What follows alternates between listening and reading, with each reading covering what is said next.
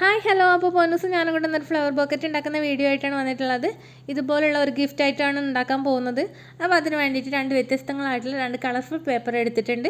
അപ്പോൾ ഞാൻ rose flower ഉണ്ടാക്കാൻ വേണ്ടിയിട്ട് റോസ് പേപ്പർ തന്നെയാണ് സെലക്ട് ചെയ്തിട്ടുള്ളത്. അങ്ങനെ നമ്മൾ ഈ റോസ് പേപ്പർ കട്ട് ചെയ്ത് കൊടുത്തിട്ട് നമ്മൾ റോസ് ഫ്ലവർ ഉണ്ടാക്കാൻ പോവുകയാണ്. അങ്ങനെ ഒരു പൂവ് സെറ്റായിട്ടുണ്ട്. അതുപോലെ കുറച്ചധികം പൂക്കൾ നമുക്ക് വേണം. അപ്പോൾ അതൊക്കെ ഉണ്ടാക്കി എടുത്തിട്ടുണ്ട്. ഇനി മറ്റേ പേപ്പർ എടുത്തിട്ട് നമുക്ക് ഇതുപോലെ ഒന്ന് ട്വിസ്റ്റ് ചെയ്തിട്ട് ഒട്ടിച്ചു കൊടുക്കാം. ഇനി അതിൻ്റെ ഉള്ളിൽ നമുക്ക് ഒരു റോസ് കളർ നമ്മൾ സെയിം കളറിലുള്ള പേപ്പർ നമ്മൾ ചുരുട്ടി കൊടുത്തിട്ടുണ്ട്.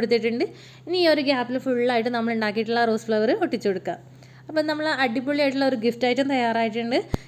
അപ്പം ഞാൻ ഈ ഒരു ബൊക്കറ്റിൻ്റെ താഴെ ഹാപ്പി ബർത്ത്ഡേ എന്നാണ് വിഷ് ചെയ്യുന്നത്. നിങ്ങൾക്ക് മറ്റെന്തെങ്കിലും കണ്ടൻറ്റുകളാണ് എഴുതേണ്ടതെങ്കിൽ അതൊക്കെ എഴുതി ഒട്ടിക്കാം.